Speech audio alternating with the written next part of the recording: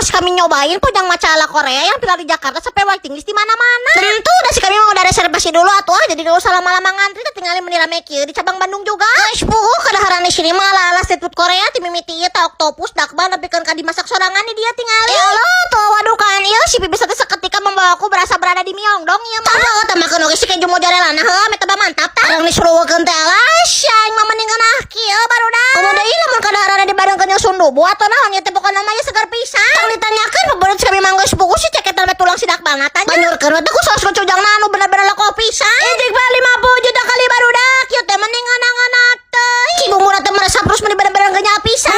Wah si ramyeon oge meni loba si porsiana teh ieu cocok buat sharing. Jejer liasina teh waduh kan. Teh mending ngeunah pisan.